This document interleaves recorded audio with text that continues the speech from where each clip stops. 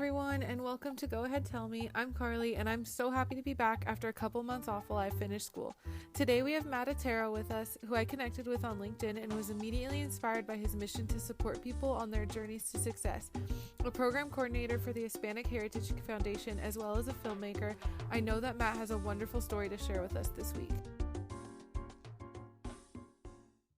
Matt, thank you so much for being here today. I'm so happy to have connected with you, and I'm excited to share your stories with our listeners. To start us off, can you tell us a bit about yourself and how you've gotten to the place you are now? Well, yes. Thank you so much for having me. Yeah, it's been a journey to say the least. It's still going. I guess, at this point wouldn't have it any other way. Um, but yeah, I started off, like really, really at the beginning, it was really all about like storytelling. Mm-hmm. I just was enamored with telling stories and writing, and grew up with the likes of like Guillermo del Toro, and Pan's Labyrinth was a huge impact on me. When I Oh, was one of like my in favorites. absolutely, yeah. It was a very big impact on me, and then Hellboy, everything that he came out with, I was like always in the theater, like asking my sister or my dad to take me to go see. Um, and then, of course, the greats like, Spielberg and Mm-hmm. Scorsese and et cetera, et cetera. I just, I really became, I wanted to tell stories. And if I can Mm-hmm. make a living out of it, even better.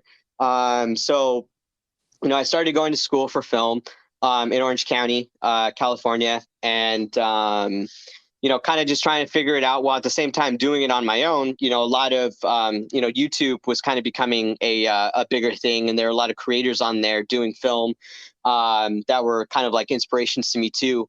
And, just trying to see if I can kind of make my own way, so to speak. Mm-hmm. And yeah, was able to, go to a couple film festivals, win some, lose some. A big shining moment was winning like best sci-fi short film. That was just a huge labor of love. Oh, wow. And yeah, and thinking that, wow, maybe this is actually going to happen. But unfortunately, life took a turn. It's really hard to kind of like, it was really hard for me to let it go. It was Mm-hmm. extremely hard for me to let it go. It's something that I wanted to do since I was, like 12 or 13.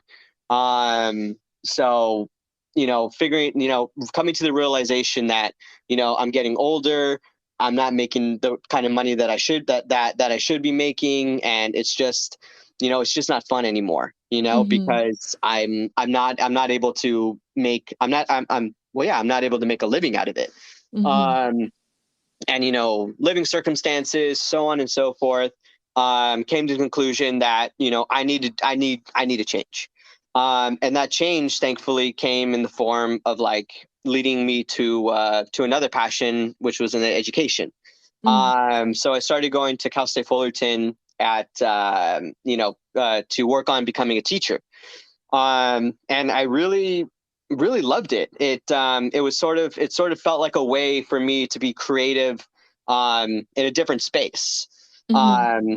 In order for me to kind of create like these lesson plans that I remember, teachers and professors growing up were able to just really show different forms, like to teach with different forms of media. It wouldn't, your head just wouldn't be buried in a book. Not Mm-hmm. everything would just be theory.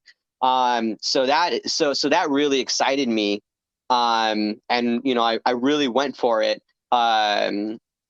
Graduated Cal State Fullerton, and yeah, graduated Cal State Fullerton, still in film, ironically enough. Still kind of keeping my toe in it. To stay on this like educational teacher route. Working on getting my oh, sorry. In case you hear my dog, she's like walking around right now. Oh, no Um, worries. but yeah, I started working on getting my teaching credential, and then something very interesting happened. The pandemic lockdown, and I'm like, That okay, little thing. yeah, that's just tiny little blip. But I still was determined to keep on, trying to make it happen. Had some, other friends from, Cal State that were also still, in the same boat that I was. Um, but it just became like, roadblock after roadblock after roadblock. And I came to the point where, I just really wasn't, I really wasn't teaching the way that I wanted to.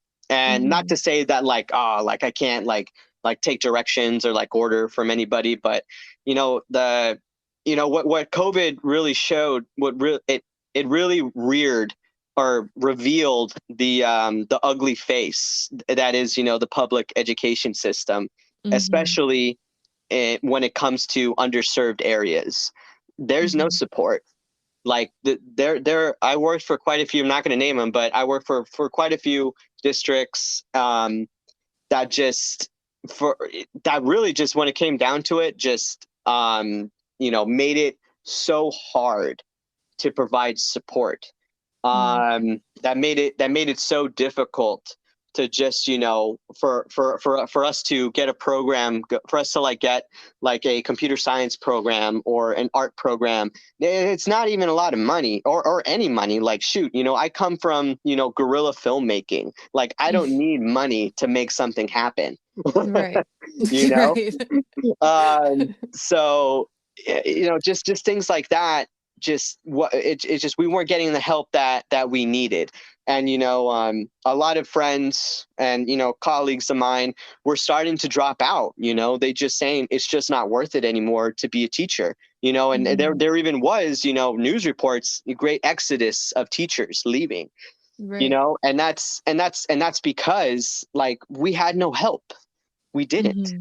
Mhm. um and because students were, and because parents didn't have any help, like especially in these underserved areas where schools are really like a long term, for entire afternoon, entire day of like daycare, in a Mhm. sense, not entirely, Right. mind you. Um but they're both working. The mom is working, the dad is working, the caregiver is working. They Mhm. can't, there's nobody to watch them. So the kids are in a terrible situation as well. And it's just it was a disaster waiting to happen when schools started to open back up. Mhm. And um and just behavior issues were rampant. The kids were lashing out. Teachers have, can't do anything. Where are they going to go? You can't send them home. Mom and dad aren't there. They're barely going back to work, or Right. they've been working the entire time, unfortunately. Um so it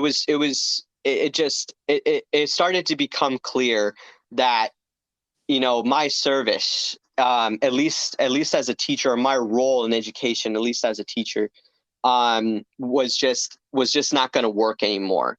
um, Mhm.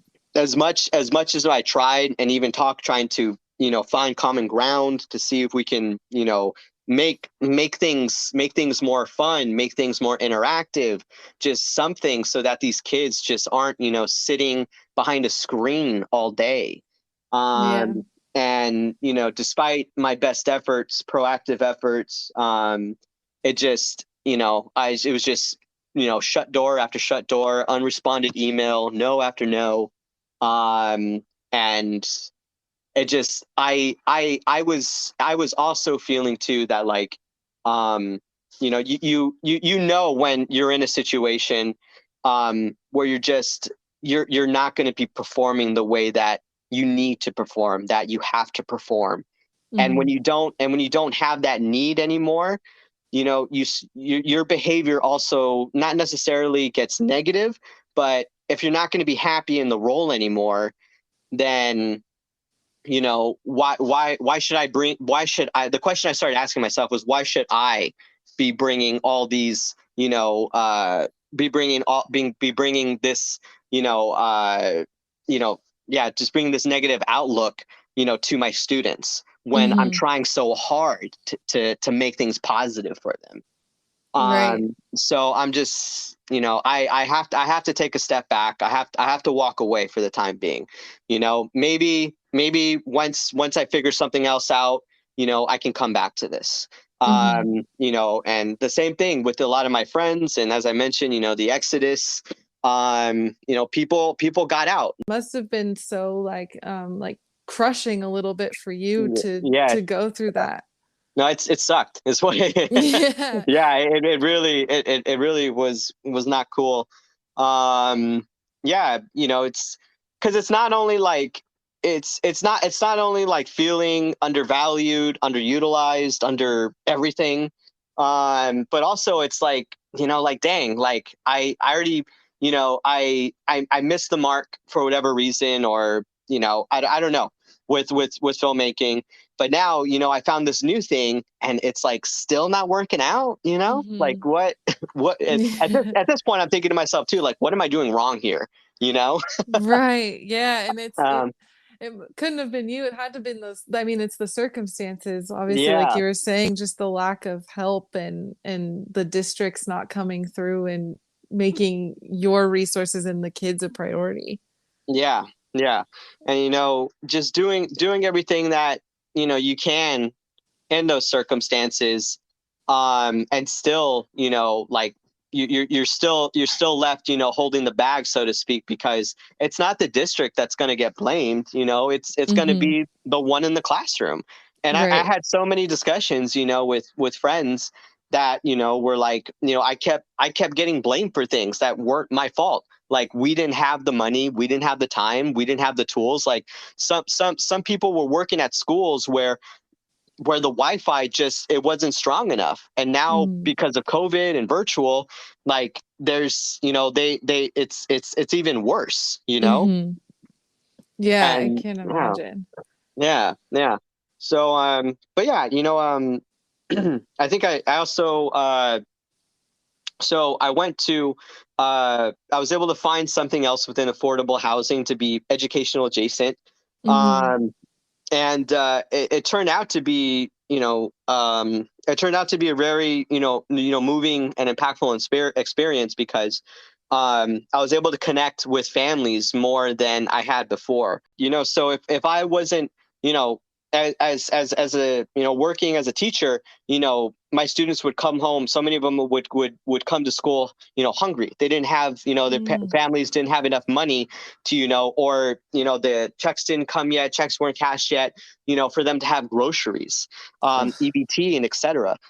Just terrible. And it's so now I'm heartbreaking. actually able to do something about that by, like, by, getting together with my team there, and, we have resources to food banks. Hmm. I went ahead and called one, and we are able to organize a food drive for these families to get food for free. you know Wow. like, these students got to eat now, before their school. Like, and this wasn't like, I was expecting, maybe like, maybe for a week or two worth of food, right?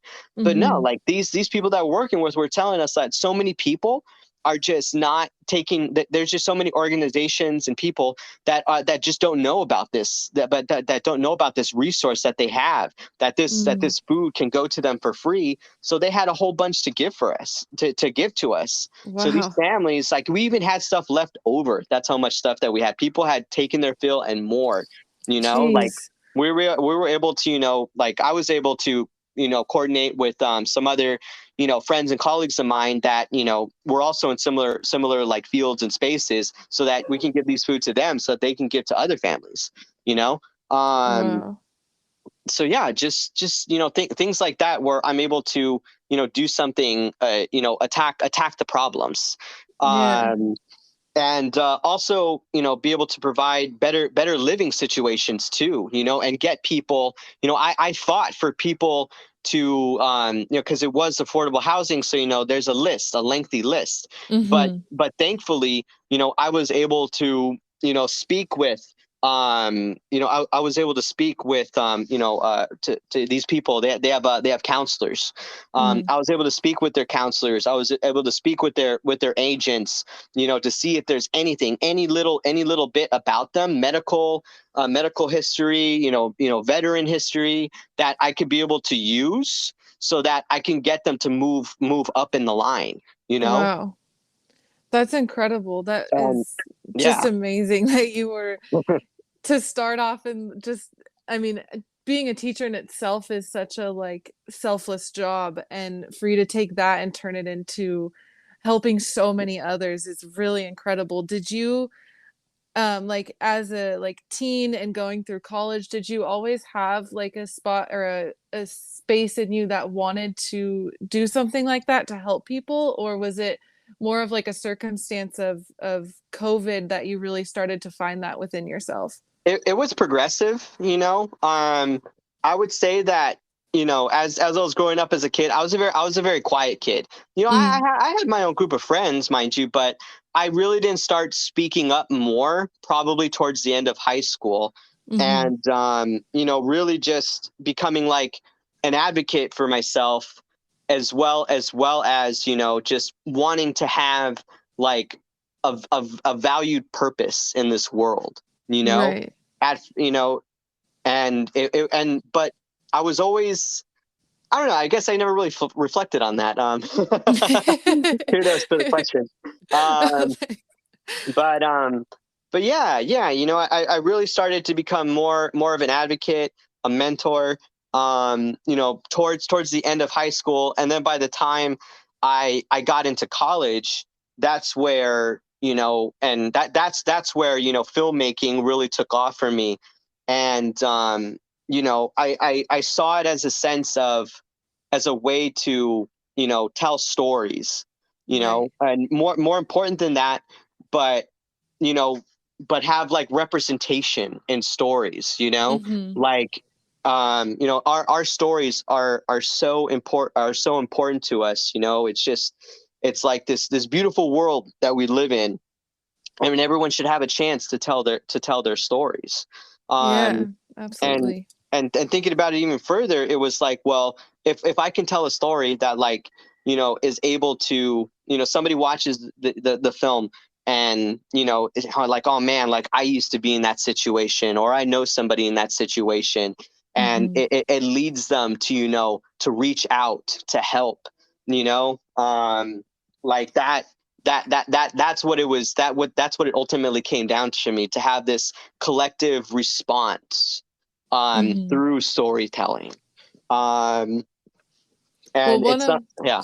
oh, I was gonna say one of my questions that I had for you was if your like background in film has impacted what you do now. Oh yeah. And it's yeah, it's clear from just this your passion for storytelling and hearing people's stories is it's it's made me kind of reflect on this that I do with the podcast. It does kind of tie in with our love for hearing stories and letting other people's voices be heard. So it's I just find that connection with what you're saying about that as well. Yes, yes. And I mean, it is true, you know, even though I had to let go of it, it's still like, um, you know, like filmmaking, storytelling, it was really, you know, like my first true, you know, love and passion. Mm-hmm. So, you know, it's something that, you know, I can't fully, I don't know, it's like it really is ingrained in me. Yeah. It just is, you know, even to this Mm-hmm. day, like when I go watch a movie, when I explain a movie to somebody, especially a movie that I really like, or even a movie that I really hate, like Yeah. I get passionate about it, and especially if Yeah, it's with somebody that also is like minded in a way, like, you know, it becomes a really great conversation. Um, for sure. yeah, Absolutely. yeah, I feel like it's a part of you that is just always there, and we're surrounded by film and TV and media and stuff, so I feel like my brain is always like in that film mode when I'm watching something, and it's such a it was such a hard piece to like let go of, but it's always yeah, still there. yeah, yeah. Well, I mean, at least, I mean, at least you're adjacent. You know, you're in podcasting. That's cool. Yeah, I've that's true. My day job's very different, but okay. this is my little It piece that I get to it hold on to. scratches the itch. Exactly, exactly. Yeah, yeah. Well, so I know right now you work with the Hispanic Heritage Foundation, is that right? Correct. Yes. So can you tell us a little bit about the work you do there? I'm really fascinated with Yes, that. yes. Well, yeah, I'm a programs coordinator for their code as a second language initiative, Mm. and that's really bringing free free coding camps to students across the country. And now we're even having discussions about potentially branching out internationally Wow, to markets to markets in Latin America. Yeah, mostly Latin America right now. that's Um, incredible. yeah. It really is something. And it's again, it's kind of like there's and it's well, I'm gonna work together here. It's really cool because going back to storytelling, it's still connected in that sense because within that we utilize open source platforms like Google CS First, which has curriculum and lessons plans in there that anybody could use. It's not just exclusive to us. You don't have to pay for it.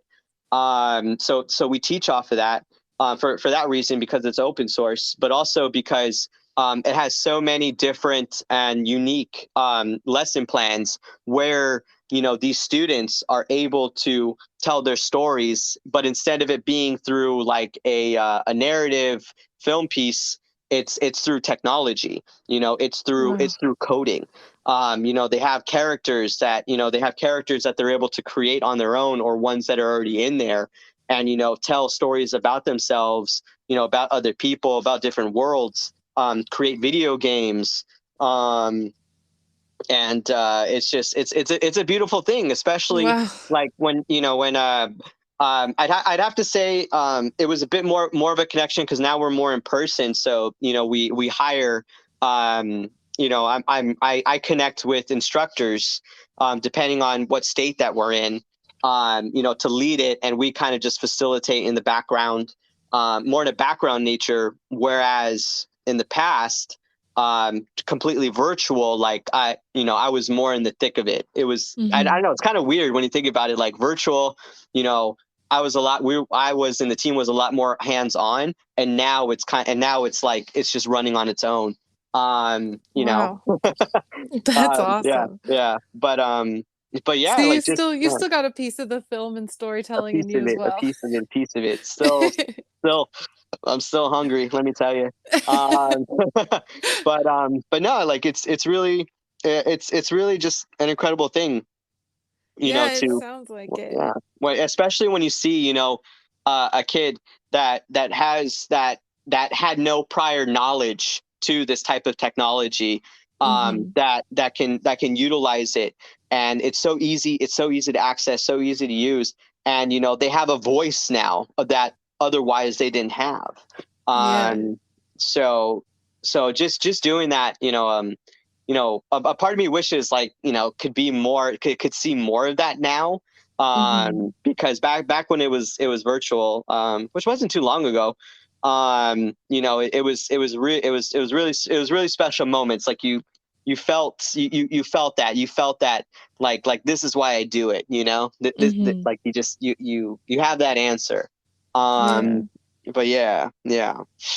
That's incredible. That's such a like it's something that as like looking back as a kid, I'm like, wow, that would have been such a cool Right. resource or experience. Yeah, Like I would that have had a is field day. awesome. Yeah, same. That sounds just incredible, and to do it in the way you're doing it is awesome. Um so one of my questions that I had written down for you was to ask about like any stumbles or falls that you've had, because I saw on your LinkedIn how you said that people will fall and stumble and you want to be there to support them. But your story of going from film to teacher to this amazing foundation that you're working with, um, we've already kind of touched on that, and you've clearly picked yourself up and you found this great way to use your talents and your passion. And I was curious to know, because our show's all about like success and finding well-being in yourself and being taking care of yourself while chasing success, or on whatever journey you're on and whatever success means to you. And I was wondering if you had any, like, from what you've experienced, what you would tell someone who's maybe stumbled or fallen right now listening to this. Oh, wow. Um, No pressure. no pressure, no pressure. Um, excuse me. Uh, I would definitely say if you're working on something that you just know that you're good at. No, no, not mind you. Yeah, something that you know that you're good at. Maybe could even be great at. Hmm. Just something that you know that deep down that you know that you can that you can do something just truly wonderful with whatever it is with whatever goal that you have, that nobody Hmm. else could do it the way that you can do it. um it's just and just keep getting back up, Hmm. as scary as it is. And tell you the truth, I'm still scared, sometimes. Yeah. The fear never goes away. Right. At times, it's going to be just straight up crippling. Hmm. You're just going to be laying around all the time. And you know just going to be laying around all the time. And everything's going to be passing by you, and you're going to feel bad about yourself. You're going to doubt yourself. You're going to see, on social media, people, people that used to have good contact with, they're succeeding, and you're all the time thinking, me, what about me? I got left Yeah. behind. Like, just don't think like that. Easier said than done. But if if you really believe deep down, like in your soul, like the deepest parts of you, that only you can do this, only you have whatever it is, that nobody else has. Hmm. And that's true. Only you can bring something to the table that someone else can't. Only Right. you can tell a story no way that another person can. If you want to be a doctor, you want to be a lawyer, you want to be a teacher, you want to be, in the arts. Hmm. Only you can bring that special something that nobody else can. And Right. that's empowering. Hmm. That's empowering to think like that, that only you can do this. Hmm. Only you can see the world, can see the problem and work the problem like no one else. Right. um and as long as you keep that, you keep that frame of mind, um and just be kind to yourself. um you know take take the time that's needed. Don't set yourself to anybody else's clock, because that'll just end up kicking you in the butt. Like, you're doing the right thing. If you really believe in whatever it is that you want to do, you know then just keep moving forward. Don't be too hard on yourself. That's Yeah. that's what I would say. That's really great advice. And even like listening to you here and hearing your story, and you mentioned like just hearing other people's stories empowering. And I feel like listening to you and your journey and reflecting on mine, like that in itself is so inspiring and empowering, to just hear other stories and hear other people's struggles and how they've pulled through. I think a lot of people listening will really benefit from hearing your story and your journey. Yes, yes. Well, I mean, it's still it's still the story's still to be continued. Yes, Uh, still going. but if it does at least reach one person, if it does help at least one person, then I guess it's all been worth it, right? Yes, absolutely. And I'd say you're definitely reached more than one through your schooling and helping the people that you've helped so far. And I'm sure there's many, many more people to be touched by what you're doing. So thank you so much for sharing that with us, and connecting with me and doing this, and Yeah. um, talking to a stranger from LinkedIn. I really appreciate it and have so enjoyed talking to you. And thank you for putting up with the technical difficulties. Hey, hey, hey! It wouldn't be an online meeting without them. I'd honestly be, a little bit concerned if there wasn't a glitch or two. True, that'd be almost too good to be true. Yeah, Well, thanks again. I so appreciate it and have really enjoyed speaking with you, and kind of tying your journey into my own. So thank you so much. absolutely, absolutely. Matt, it was such a pleasure speaking with you and hearing your story. Listeners, as always, thank you for being here.